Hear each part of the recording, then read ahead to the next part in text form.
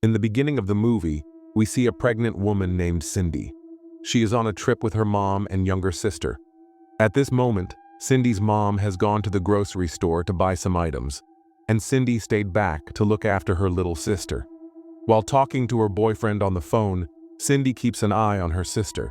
She warns her not to go too far to play, otherwise, she might get lost. Just then, Cindy notices a strange-looking plant, and out of curiosity, she plucks its fruit and eats it.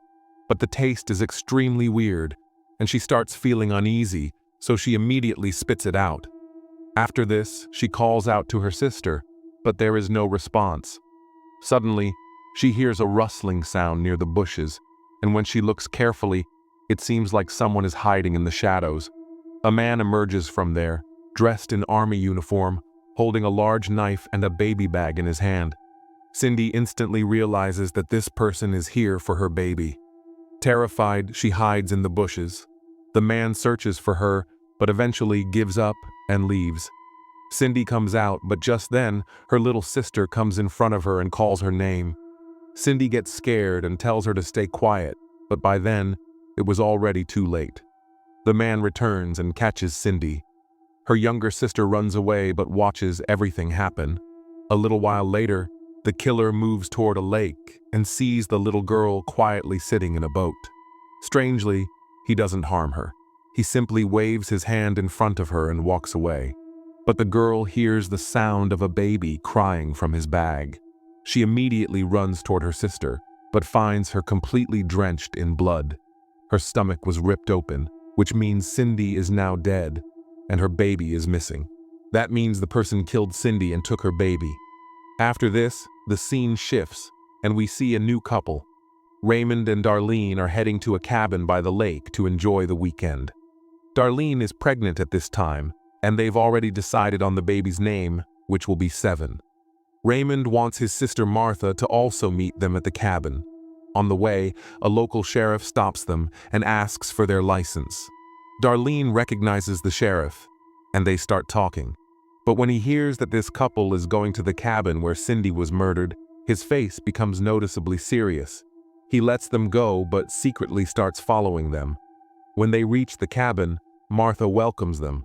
Raymond says he needs to go out for some work and asks Martha to take care of Darlene. As soon as Raymond leaves, they notice the sheriff's car parked nearby. Inside, Darlene finds the cabin extremely dirty and asks Martha if this was really the best option. Martha says it's pure luck to get such a cheap cabin near the lake. After that, Darlene asks where the toilet is. Martha warns her not to expect a clean restroom. As Darlene heads toward the bathroom, she notices a door with a "Do Not Open" sign hanging on it. Martha says that maybe it's the private search area of the cabin owner, but we know that something else is hidden behind that door. Darling also finds it strange why all the windows are boarded up with wood.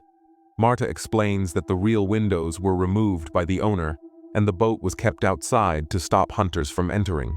Later, both of them sit by the lake. Martha says that when she first saw Raymond with Darling, she was afraid that Darling would leave her, but she was proven wrong. Suddenly, strange noises start coming from the forest. Martha takes a knife and goes to check, but there's no one there. Darling looks at an old photograph where a sheriff and a man are seen.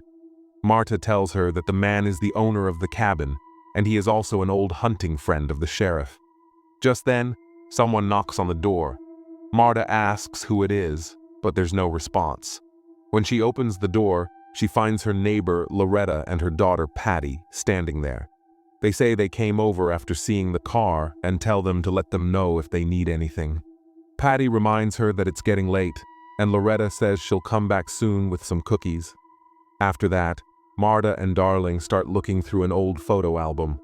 Martha tells Darling that Raymond's first girlfriend was mistreated by her uncle.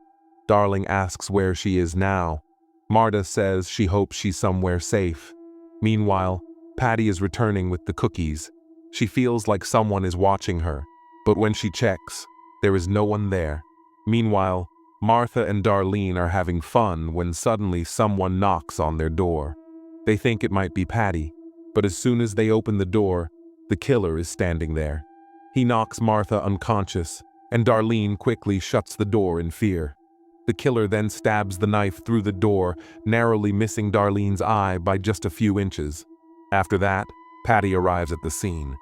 She calls out, but Darlene sees the killer standing right behind Patty. Darlene quickly pulls Patty inside, and Patty, frightened, asks who that man is. Darlene says she thinks he came to steal her baby. She mentions that there's been news about a man who steals babies from women. Darlene asks if there's a gun in the house. Patty says her dad had a gun, but it's kept in a secret room. She unlocks the door with a key, and that's when it's revealed that this house belongs to Patty's dad. Inside the secret room, pieces of meat are hanging. Patty says her dad used to hunt rabbits. Then, they find a shotgun. Suddenly, they hear a noise from the roof. The killer is upstairs. Just then, Loretta knocks on the door, asking for help. Darlene opens the door, but the killer falls onto her and abducts Loretta. Patty screams for them to help her mom, but Darlene says if they go out, they will all be killed. The killer ties Loretta up and leaves her outside, seemingly using her as bait to lure someone from inside the house to come out. Darlene hides Patty and goes outside with a gun, but the gun here jams. After freeing Patty, she returns inside, but she finds Loretta hanging by a noose.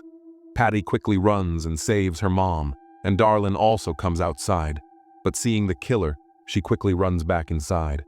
Now Loretta and Patty are caught again. Darlene fires the gun, but it's useless.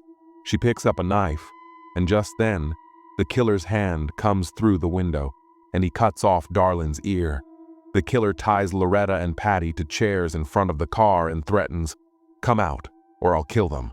But Darlene secretly hides the knife in her hand and stabs it into his palm. Angry, the killer starts the car and crushes Loretta under it. Darlene quickly runs away. Later, when Martha regains consciousness, she sees the sheriff's car approaching, but the car is empty. Suddenly, the killer drags Darlene away. Martha quickly picks up the knife, and the real sheriff, injured, arrives. He points his gun at the killer and tells him to let the girl go. The killer lets go of Darlene, but at that moment, Martha slits the sheriff's throat. The truth now comes out. The killer is Raymond, Martha's husband. They are husband and wife, not brother and sister. They only wanted the baby from Darlene. Darlene quickly tries to escape, but her labor pains start. She gets into the car, but Raymond had already cut the car's wires. After this, another car arrives here, and a girl stops to help, but Raymond catches Darlene again. The next morning, Martha helps Darlene deliver the baby and says, "You may have given birth to this child, but I am the real mother."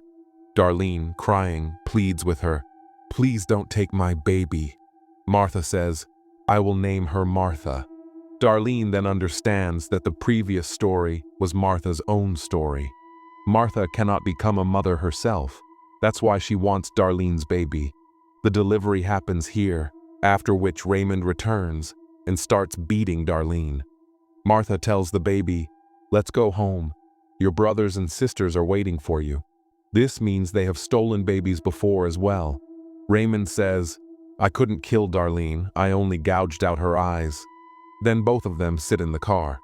In the final scene, we see that Patty is alive and hiding near the prison, and Darlene is also alive. So, that's the story of this film. Two different sides of motherhood. One woman who goes to any extent to become a mother, and another woman who risks everything to save her child. With this, the story ends here.